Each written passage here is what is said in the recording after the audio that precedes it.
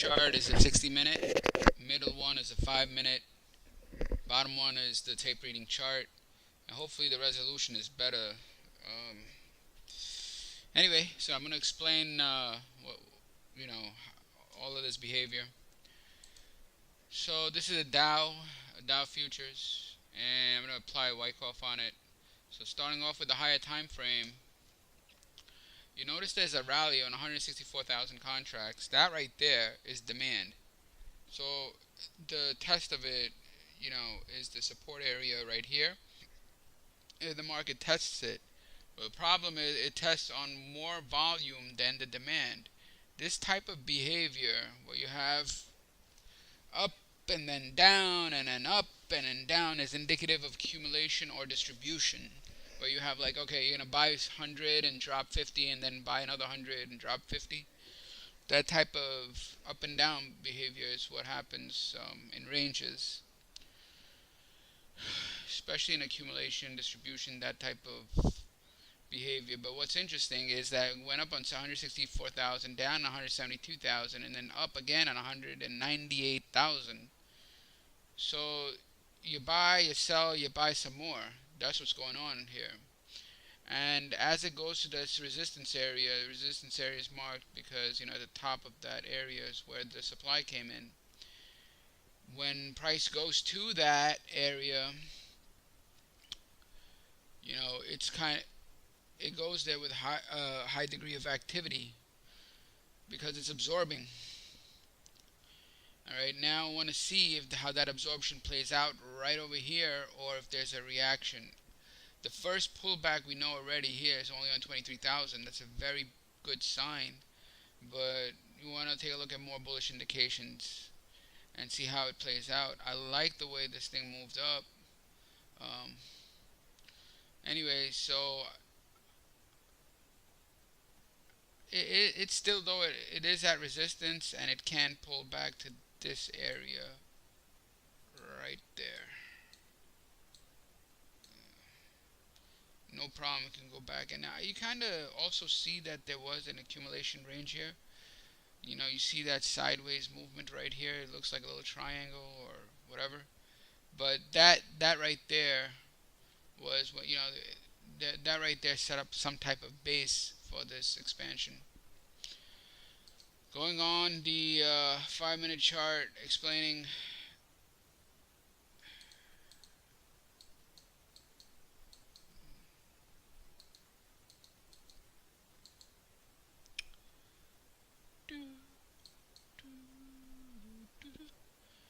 Alright, so you had price from this area.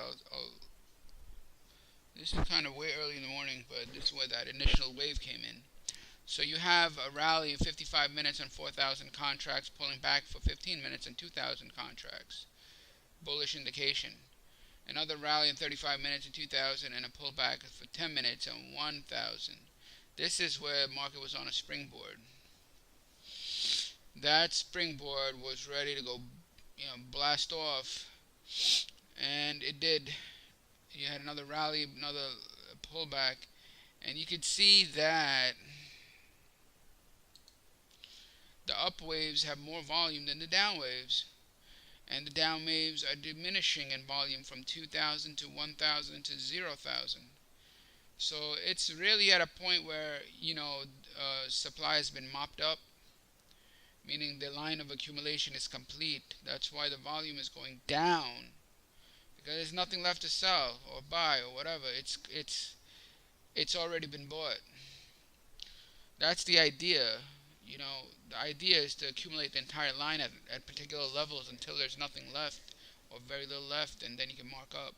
So they just bought everything here and then rallied for 55 minutes on 3,000 contracts, pulled back 15 minutes on 1,000, then up on 25, and then down on 10 minutes, and again 0 right there. So that's less than 1,000. It means that it's ready to launch, and it does. It goes up for 20 minutes on 1,000, pull it back 25 minutes on 1,000, up on 35 minutes on 2000. And this is an interesting maneuver. This maneuver is forced accumulation. It's a spring, but it's forcing accumulation. Okay, what's going on is I think that they know that this move is coming. This move right here, this strong rally, they know it's coming. Okay, so what is the quickest way to accumulate a large number of contracts? The quickest way. Traditional accumulation takes time. All right, moving the sideways range, and just keep moving and contracting. But there's a much quicker way of accumulating, and that is to initiate a shakeout. It's harder to do, but it can be done. And this is in the morning, like 7:20. So are they going to just stay in a range? No. Probably the quickest way is to hit the stops. This right here, this goes after the stops. Right here. They go after the stops, and this is where activity is very, very important, because I want to see what happens right after. So you see that the stops are here at the springboard. The rally makes a higher high, then force the accumulation by doing a stop run. When this spring or shakeout occurs, you see activity increase, right? Now the next bars are important. Okay, this activity is even higher. Understand? So when the shakeout occurs and you get a reversal like a green bar, that green bar is even on higher activity. So that basically, from what I've seen, that is a very bullish sign. And even more definitive is if it has a follow through bar, which is on even more higher activity. So you see a red bar in high activity, then you see two green bars, the second one being bigger than the first, and both of them have higher activity than the red bar. The red bar initiates the stop run, and the buying is evident in the higher levels of activity. So they basically it's going to be a stop and a reverse type of move. It took the line, whatever they wanted from the stop run, and then did this. So as price rallied, it then did a retest. So when it does the retest, again, you want to watch. Yeah, I guess you could watch volumes as well. I mean, they're different. I'm watching the tape reading indications, and what you see is that it obviously this is a climax, right? There's no question about it. The biggest wave on top of a trend, it's a climax. And then it has a secondary test on much less volume. You have 28,000 and it depletes to 9,000. It goes down. It retests only on 9,000. It goes from 28 to 9, from 80 minutes to 5 minutes. And then after that, again, you see that this time selling activity increases. As you see, high levels of buying activity as evident by the green bar. And then right after it, you have high levels of selling activity. So someone's selling the highs. You see that right there. Bang, right there.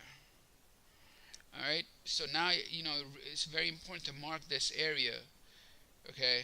Because, as you know, price always tends to retest. Almost always there's some type of retest. Alright, so now you have selling, Goes down in 20 minutes, 13,000, up on 10 minutes, 5,000, and down in 35 minutes, 13,000, up on 10 minutes, 3,000. So all of this makes sense. As you can see, the selling is stronger than the buying until this point. That right there is a problem because selling depleted right there. And I think this is really important to study, when stuff like this happens. Because all of a sudden, the selling just dries up. Now, what are the indications that we had? The only thing I can see is that there was a buying wave that was decent, and the buying waves did increase in activity. 1 second. Sometimes you gotta just kind of like expand this thing to see it. So they had two buying right here, two buying histogram that are bigger than 1, 2, 3, 4, 5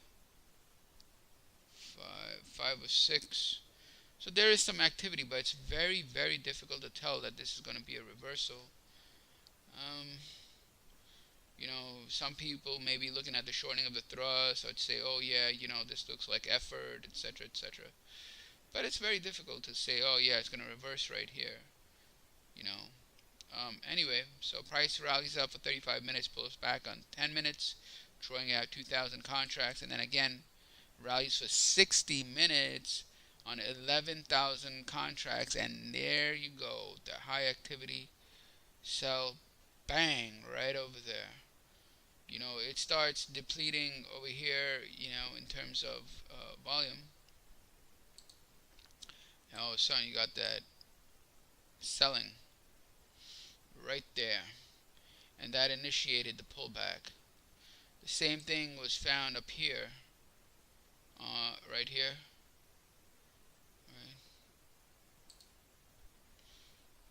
right? That initiated it, and then it's over here as well. You see the selling come in and initiated the pullback. So this pullback was supply.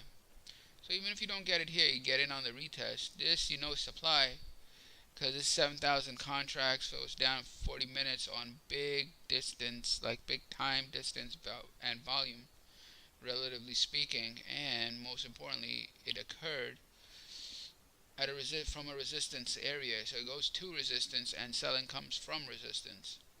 So selling comes from resistance, it retests for 5 minutes, goes back up, and sells right. This you just have to be ready to basically sell as soon as it comes in the vicinity of selling. Which, I mean, there's many ways to identify it.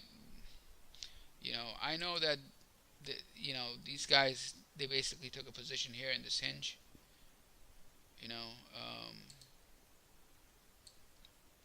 See that there was like a tight hinge. That hinge is where price went into. So these hinges are important because they basically they're areas of minor accumulation or distribution, or identify the end of accumulation and distribution. In Wyckoff, he talked a lot about hinges, and one of the things he says is that they identify the end of accumulation distribution. And also, when the bars overlap like this, there's a volume buildup in that level. So it goes to their area and pulls back down. Alright, so that was the trade. Now, unfortunately, the trade is only 60 ticks, but at least it was a very easy trade. Very, very easy to execute. That's one other way to view that is right here on the tape reading chart.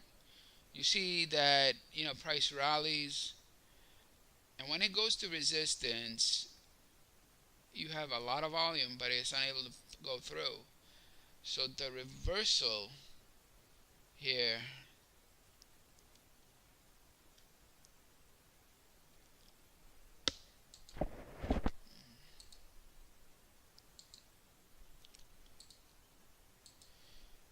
reversal here is right after that high volume block is very important. I'm going to try to see it rallies, where you have the 6 and the 4. High volume, right? Then it rallies again. This rally has 5. See that 5 right there? But it's unable to go through. It's unable to go and break through. Okay? So that's selling volume. They must be selling there. But you don't really know until the reversal. And the reversal happened right here. You have 2, 2, 1, 3. So even if you say that, oh, this is not distribution, it's something else, you have to say that that's trapped volume.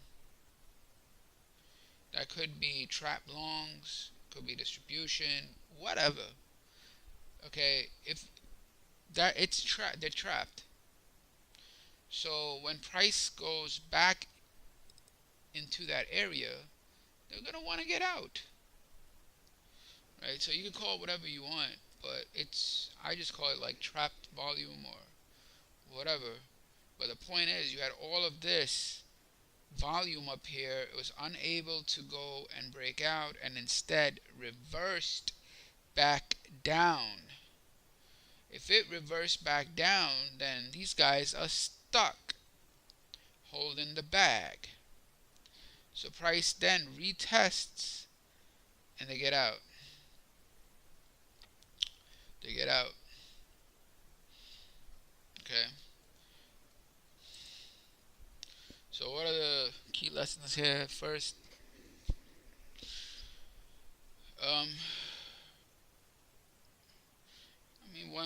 these are some basic lessons about marking the higher time frame and watching the retest, high levels of activity, selling the retest in areas of volume. I guess that's it.